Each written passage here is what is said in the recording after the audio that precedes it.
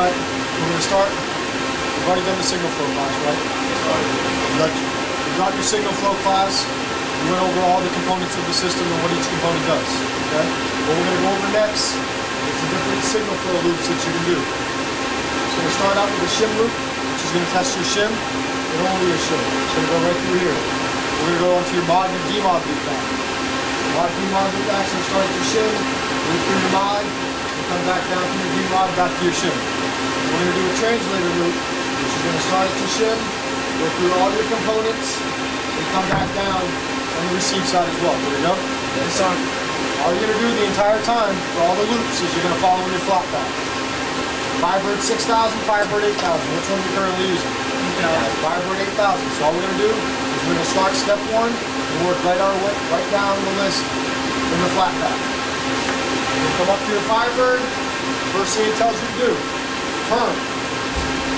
Turn button located top left corner. Hit the turn. Next thing it says EIA 530 alpha. EIA 530 alpha. DTE. And then balanced. Once you have them all selected, the reading of what you just selected comes on the bottom left of the screen. There you go. Next thing it says setup/summary. Click the setup button, top right corner, then summary. Underneath that, everything in bold is a different tab that's located under the summary. There you go. First one you go to is signaling. Click on the signaling tab. And your choices are positive or negative. POS for positive. There you go. Click on positive. Next one, you're going to go to timing. Timing. Synchronous. Synchronous or asynchronous. I'm going to go synchronous. Transmit side, INT-ST. INT-ST. Receive, INT-RT. INT-RT. Next one, sync frequency. Click on sync free. It says your data rate. You're going to go to your cut sheet. The data rate's right there. You're going to see your NRZ port. It's 8,000. You're going to hit the little drop down box right there. You'll type in 8,000. Then hit OK. Next tab is RX input. So your RX input tab tells you to select 100 ohms. Right? That's what the omega signs means. Ohms. Click 100 ohms. Next, pattern. Click the pattern tab. Drop down menu, you'll select 2047. There we go. Next one you got is clock. Receive time is normal, transmit time is normal. Receive normal, transmit normal. Next one you got, and the last one you have is data. Click on the data tab, same thing. Receive and transmit, both normal settings. Once you've done that, you just click the OK button, and it'll back you out to the main screen. There you go. All you have to do when you're setting up your Firebird is go step by step, write down the list inside your flat pack. Right?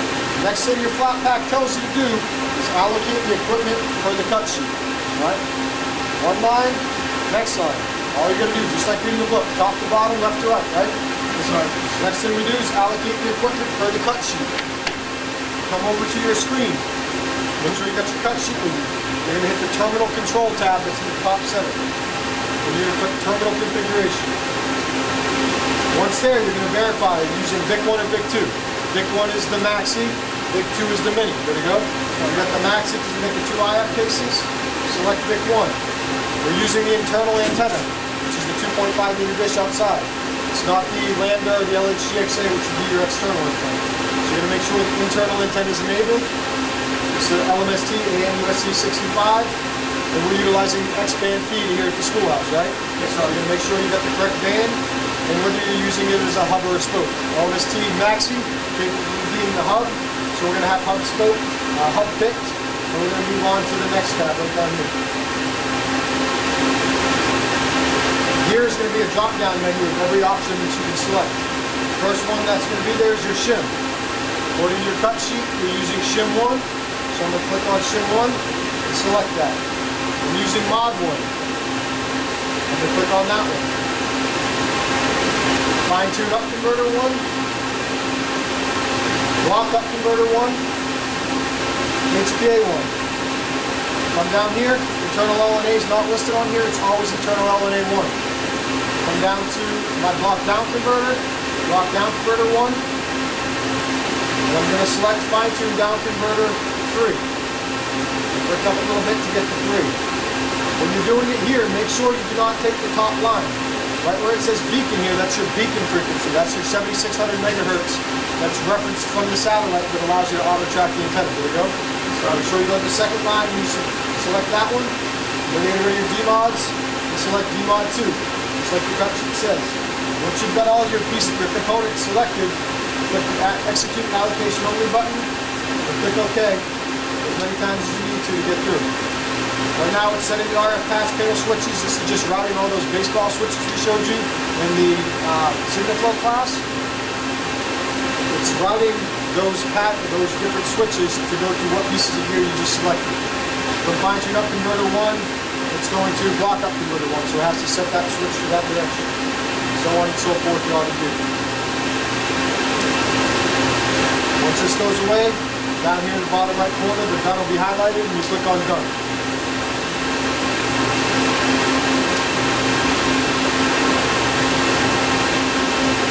Right, now I got all my gear selected. You can see every component I selected from my cut sheet is now right here. There we go. So I'm going to go back to my flat pack. First thing it says, after allocate equipment, which we just did, configure your Firebird for user from the data rates. Right, we did that and we did the Firebird data, which is right here, your data rate. So we've already done step 1. Step 2, connect user to the signal entry panel. Where's the signal entry panel located? Here in the MUX control case. So I'm going to look, I'm using shim1, NRZ1. So I'm going to take my user cable from my Firebird, come out back, and I'm going to plug it into shim1, NRZ port 1. There we go. Just following along right like it says on the cut sheet. So that's step 2. Step 3, configure the shim per cut sheet. So I'm going to go in, click on the shim.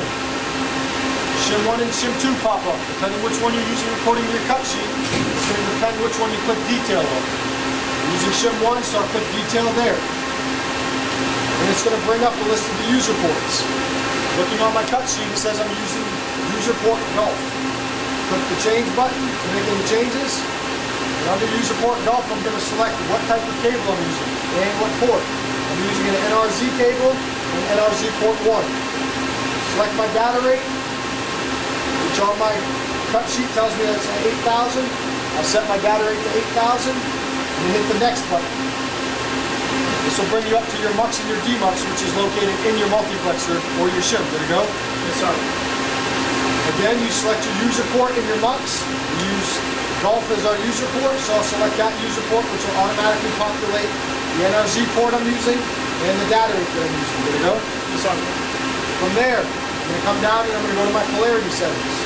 In LMST, you always want to use the best polarity setting available. They're in order, so you always want to pick the top of the list. For MUX, that is D+, T+. There you go.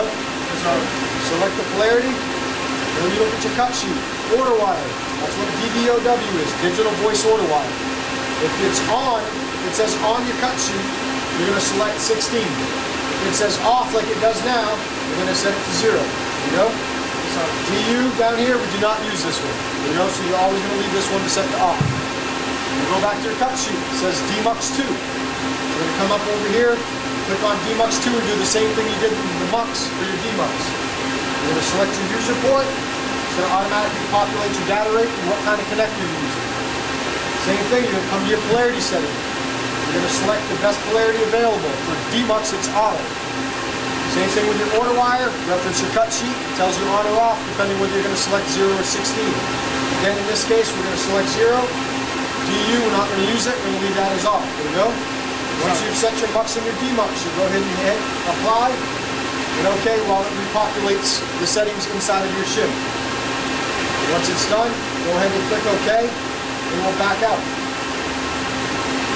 Now, I've got my users, which is my Firebird, coming into the back of my signal entry panel on the back of the MUX control case. In the MUX control case, the port that we plugged into NRZ1 is automatically bringing it to shim1. Okay? So we select NRZ1 shim1. So we now have the data coming into our shim.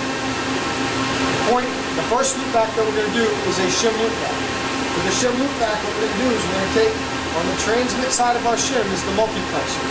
We're going to take the information from the multiplexer and loop it back on itself to the demultiplexer, which is a shim loopback. We're running a loopback through the shim. There we go?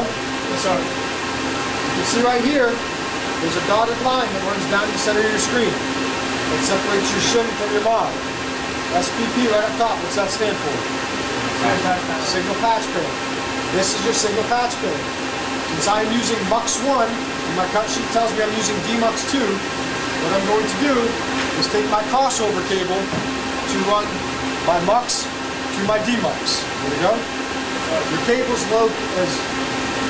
labeled transmit on one side and receive on the other. Both see where it's labeled? Yes, sir.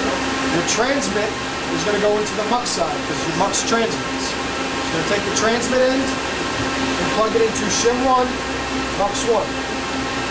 You take my receive end, and I'm using DMUX 2, so I'm going to take my receive end, go to shim 1, DMUX 2, and plug that in. This will not green up as fast as your sync lights right over here. If your sync light shows up green, this will eventually become green. You saw this difference probably greened up on the sync light about 5 to 10 seconds quicker than the shim over here did. There we go? It's because this is just a GUI, graphical user interface, right? This interacts with the entire system. It monitors the whole system. This monitors strictly DMUX 2, this light right here. It's a lot quicker for this to monitor one thing than it is for this to monitor everything. That's why the lights there will come before this green light. There you go?